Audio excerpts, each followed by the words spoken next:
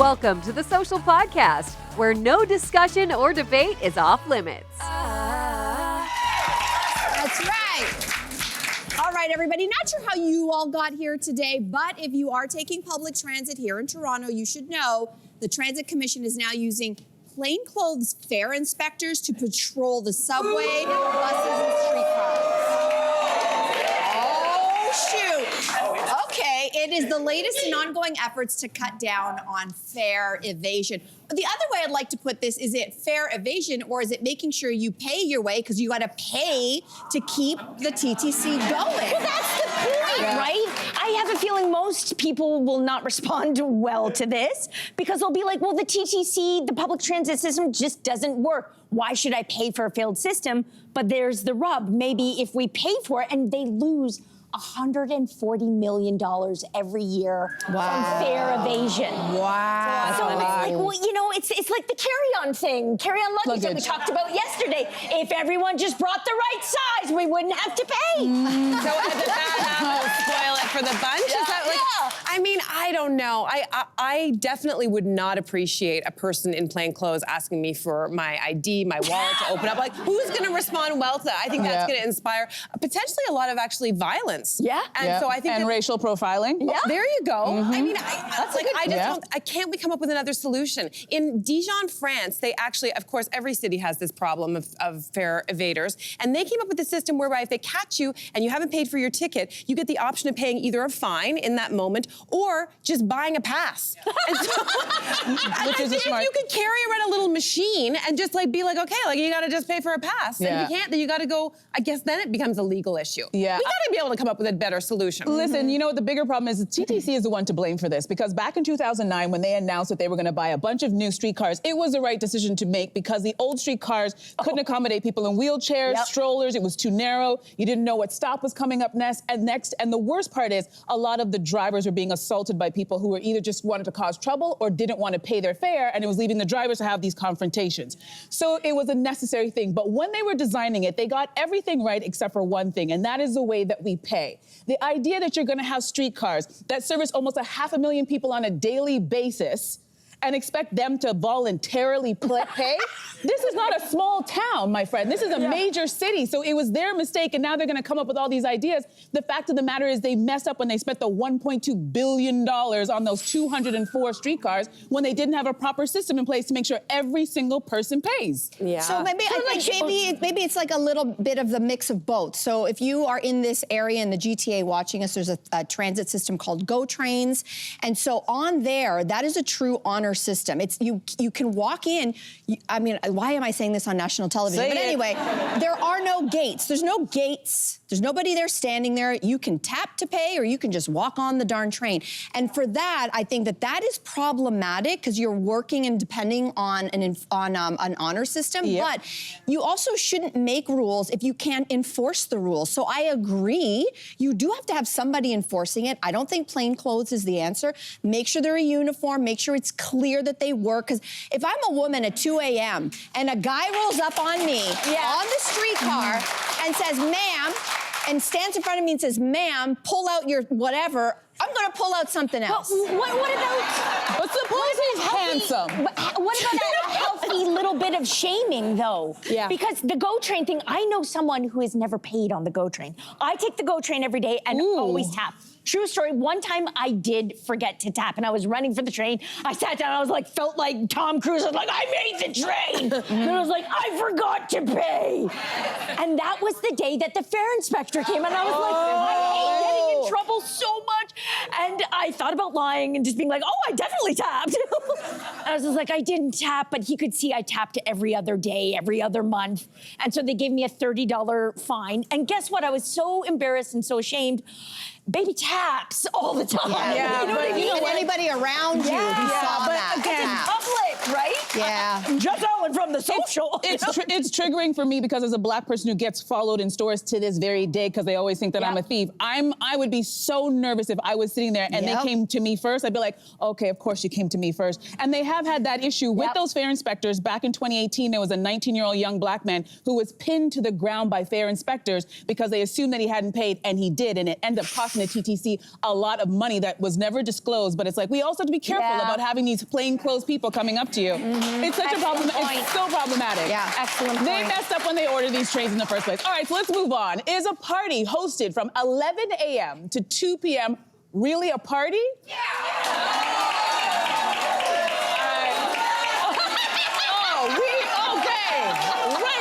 Do I have to get a bouncer in here? Relax for a second, right? Now Magazine is reporting on a new series of events with a unique spin on the party scene. Daytime parties with DJs, mocktails, and pastries.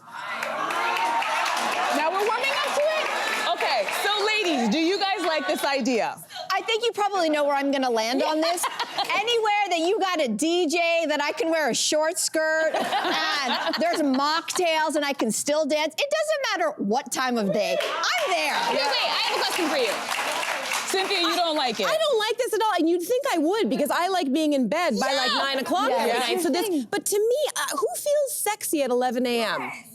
You know, some people do. I don't know. I can't feel I got a heart cut out on my cleavage today. I mean, I don't know what else says that. It is the middle afternoon, and that's It is. true. I will say this, if I can jump in, you know, our show, depending on what time zone you watch us in, you could be 1 o'clock, 2 o'clock. So a lot of times, you know, the audience, you have to be here sort of, let's say, between 12 and 2, which kind of made me think that we kind of have this every single day.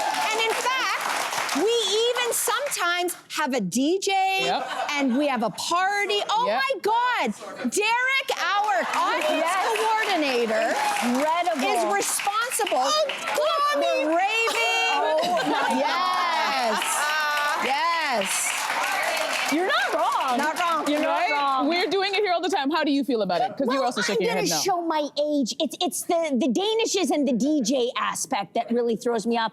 I'm at an age where every restaurant it feels like I go to, I'm like, can you turn down the music? Because you can't have a conversation with anyone. So the idea of like, as soon as I hear DJ, I'm like, well, you're not gonna have any meaningful exchanges with anyone. Oh, you can have a meaningful exchange with the DJ. It's true. My girl. For single people, because the volume. I was at an event in the fall. You guys really have been in listen, your long-term relationships are showing up. You guys sound like old people right now. You're right. Although I will say, at this event, everyone was in a bad mood because the DJ was too loud. I was the person who went up to the DJ and said, "Sir, you need to know that people are talking about you, and you need to turn it down." Okay. And he looked at me like, but I did realize that it is for single people in the sense of you can only hear someone if you're talking this close. That's the point. To somebody. No, that's the point. No, you guys are thinking too linear. Okay, listen, when you go to a restaurant and you're having dinner, whether it's romantic or with friends, and you've booked a time at, say, 7:30, and the place is packed, a DJ on top of everybody talking is too much and it's distracting. I agree with you. Okay. But they're not saying this. This is a party. P-A-R-T-Y. There's a DJ. So you know you're not going there to have an intimate conversation with your girlfriends who you haven't seen in months. You're going there to socialize. And I'm going to speak to the 35-plus group who are suffering and are like, where do you go to just socialize? Not to pick up, just to go somewhere where you're not the oldest person in the room. Like, the nightclubs for the 20-year-olds will always be there, but that space for the people who are over that age is the grown and sexy crowd. Yeah, that's disappearing. And day parties are all the rage. It's just great. If I could grocery shop and meet a cute man all before 5 o'clock, sign me up. Sign me up. You know what? I also want to say to the non-alcoholic part, you know how much of your day and weekend or weeknight you can salvage. If this is a day party, and you guys know I stopped drinking 3 years ago, the fact is that you can go party, dance, socialize, whether it's romantic or not. Yeah. You can still work out. You've saved the day. You have no hangover the next day. It is a check, check, check for us old folks. I'm telling you, just check. You guys check. You made great cases. You made great cases. I'll get you on the VIP list. Thank you. Okay. You know what we should do? We should host a social day party. All right. Okay? I mean, I think we are. That's a good idea. Okay. Would you guys come? That's a good idea. With one caveat, Cynthia could not tell the DJ to turn down the music. Can't promise. I will not promise anything. Here's Here's a question. When does a hairstyle cross over from self-expression to oppression? The Toronto Star looked into the viral Utah hair trend seen widely on the cast of The Secret Lives of Mormon Wives. So it's described as sort of being long and thick with loose curls, and conformity seems to be the key. Everyone is trying to look the same. So why do we think this is do we think this is a thing? And if so, where does it come from and why is it popular? I'm sorry, Utah, you don't get to claim this hairstyle because you know why? There's Utah hair, there's Houston hair, there's Toronto hair, there's Vancouver hair, Montreal hair. They all look the same. Yeah. That's number one. And I don't want to toot my own horn, but my hair extensions have looked like this for probably the better part of 20 years. Oh, look at the girls. There's your Utah hair. They're sleeping right now. Oh, yeah, everybody, shh, they're sleeping. So I'm sorry, Utah, you don't get to claim this. The idea that this is oppression, which is another area, I don't know about what that means exactly, but girls, you don't get to claim this one. Nope. Yeah. What are your thoughts? Your mouth is wide open. I totally agree. I read the story first. I was like, I cannot wait to see what this hair is. I was expecting little baby bangs or like bouffants. Yes. Something like that really put Utah on the map. And I was like, this is like every woman's hair everywhere. Thank you. I don't understand it either. I don't get it. Maybe what's disturbing about it is this sort of ubiquity of it. We were talking yesterday about how looks catch on and sometimes it feels like everyone just needs to look the same. And the fact that they're all kind of white, blonde women of a certain, like it just starts to remind me a little bit of Stepford Wives. Does anyone remember that?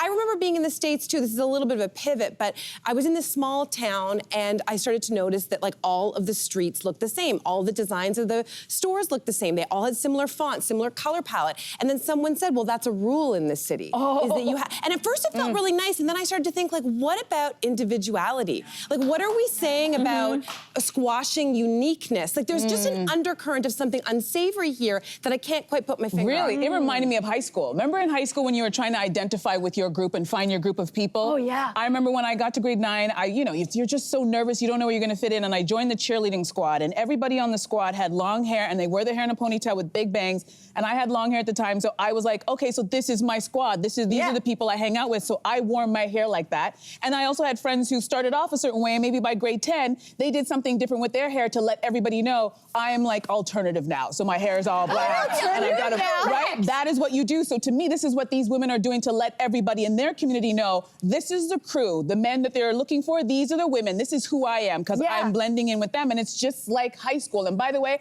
I also have that hair. It's in a cupboard in my house. So did that make me a Utah wife? Right, we're not. We're not. I don't know how they get to claim it. So interesting. It's I what we didn't all even do. think about that in grade 9 and 10. Does anyone remember the spiral perm? Yeah. It was like, it might be, you're too young.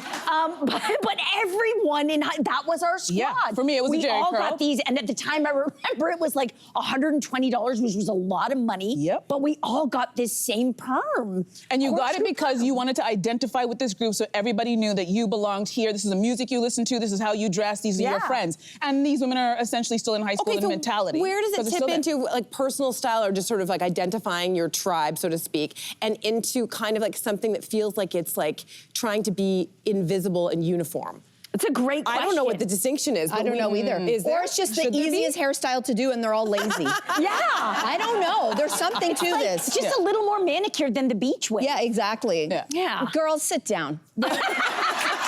Okay, we solved this. Let the grown women weigh in on this. Sit down. Okay, we're gonna move no on. offense to Utah, you're lovely. Yeah, we love Utah. So moving on, last week I said paprika on air, and Andrea and the other co-host tore me a new one. What? It's paprika, she claims.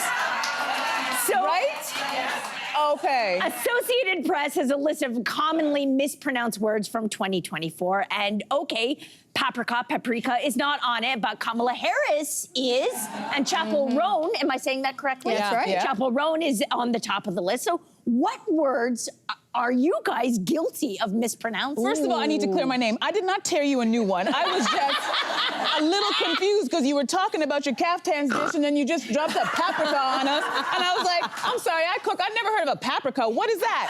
And I'm like, you mean paprika? We had a little debate. Remember backstage, we had a debate because there could be a cultural component to it, and then we were like, we thought Hungarians. That is interesting. I thought you were just trying to be fancy. A Hungarian woman during the Kaftans Live said by the way, it's paprika. In most Hungarian words, the emphasis is on the first syllable. And so I was like, okay, paprika. So I thought I'd say it correctly. But then there's that line when you do say a word that's not from your mother tongue. Yeah. Like you can sound really knowledgeable, or you can sound pretentious. Oh, like I got one for you. Parmesan versus Parmigiano. Yeah. Ooh, I like the second one croissant. better. I like love the a second croissant one or a croissant. Yeah, the French. Yeah, people who speak a different language, they want you to say with that accent. It's like, listen, Or if I do don't they? speak Because that if language. I say that to you guys, like if I said croissant, would you be like, Jess? Well, we would not. Go have a Danish. No. Well, only because I know you probably don't really speak French. Yeah. So to say it like that, I would be like, why are you saying it like that? Give it away. Was it the paprika? The other word, which is currently my favorite, and this is a shout out to all of our Finnish viewers. I recently went to up north. We have this place that we love to go to for cold plunging and sauna. And of course, in English, we say sauna, but if you are Finnish, it's sauna. But it does sound Why like was it in a conversation? And I say, Cynthia, did you go to the sauna today? I just I basically live at the sauna. I can't do it. I'm sorry if it bothers people, but you do end up sounding a little bit odd if it's outside of your realm. But I'm thinking back to names, and I will say to you that I was doing the Roan, Chappell Roan. I was doing Rowan. I don't know why. Fair. But then there was this name that kept popping up, and I didn't even dare read it. This guy, wait a minute. How do you say that name? Buttigieg. Oh, you knew it too. Yeah. But first time before you ever I was like, I was afraid. I saw butt. Okay. I did see butt. It is Buttigieg. I have infamously said I can say Jennifer incorrectly on some days. I mispronounce words all the time, but I think it's because when you read words, you know what they mean and they stick in your head, but you don't get an opportunity to say them out loud. Yes. So to me, placate. I'm going to placate you because you're mad at me about the paprika thing. Yeah. But for the longest time, I pronounced placate. I said placate, and someone had to, correct me. There's so many words all of them. All of them. All of them. Even sometimes I sound like hyperbole. It's hyperbole. Hyperbole. But I say hyperbole. Yeah. And that's even more embarrassing. Like I was a morning anchor out west for a while, and when I got there, I'm a Torontonian born and raised, and I did not know that you don't say Saskatchewan, you say Saskatchewan. Yes. And so I was on the air in their city going, and in Saskatchewan, and they were like, they were like, Toronto girls take here. This Toronto girl and let her learn how to say it's Saskatchewan. You just reminded me, I was, when I was doing the news at CP24, we had a news director at the time who was from Alberta. And so I was on the air, and as we see here in the city often, you can have coyotes running all over the place. And I was reading about coyotes who were running through the streets. And he came running out of his office and screamed and said, Grelo, it's not coyote, it's coyote. Who here says coyote? And I said coyote. Raise your hand if you say yeah. There's some coyote. Where are you from? You're from Toronto and you say coyote? See, this is interesting. Well, anyway, she probably has paprika in her kitchen as well. I have paprika in her kitchen. It's okay. So it is regional. It is regional, and I found out Alberta, hello Alberta, you all say coyote and we say coyote. So there it is. Yeah. We can still be friends. All right, so somebody wrote to the Toronto Star's advice columnist saying, in my early 80s, my husband and I both sleep in the nude. Should I worry about dying in my sleep and being discovered naked? This is a classic Friday social story. I just would like to say that. Cynthia. I mean, I haven't thought about this exact scenario. I do not sleep in the nude, but I'll admit that I have thought about nakedness and death. I have. I don't know if I'm the only one out there. Please make me not be the only one out there. No, you're safe. So I've thought about the fact that that hair is one of the things that apparently keeps growing after you die. Yeah. And so I've thought about the fact that for a while, what is going to happen down here? And so I actually went so far as I got laser hair removal. I'm not kidding you. Not for Jason, not for myself, but for the future mortician who might have to look Oh my God! What? I have never considered this, and now I'm thinking about me. Like, if my body got discovered, Jess? it would be like where's the body? I just see a giant hairball. Ow! God. So I have to ask the obvious question. But Cynthia, I have to ask you the obvious question. Let's say you were in bed. Let's say you were alone and you died and you were naked. You wouldn't care because you're dead.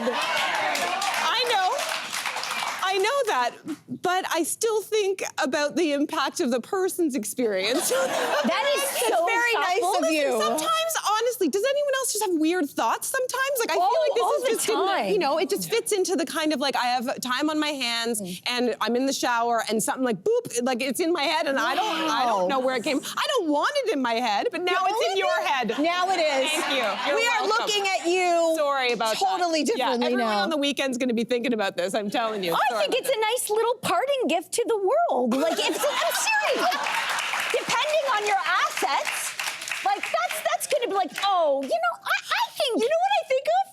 No, go ahead. My body? Yes. You'd be delighted, I think, if you found me dead. And then 100% I would. It's a gift. You'd be like, what's just been covering this up all these years? Now you made me go something totally different. So, you know, I've had a breast augmentation 2 times over, and they say that, you know, I could be 80 or 90 if God willing that I get there, and they're going to still look 20. Oh, so no! when I die, everything will be saggy, but the girls will be right up there at attention. I never And that's your that. gift. That's my gift. That's your parting gift to the world. And you can even tattoo, "You're welcome." Yeah. Sorry. Oh, God. Can you tell it's a fun Friday on the guys. show? So, Sorry, guys. naked. Thank you. We see you and we honor you. Subscribe to the Social Podcast so you don't miss a fiery debate. Until next time, socialites.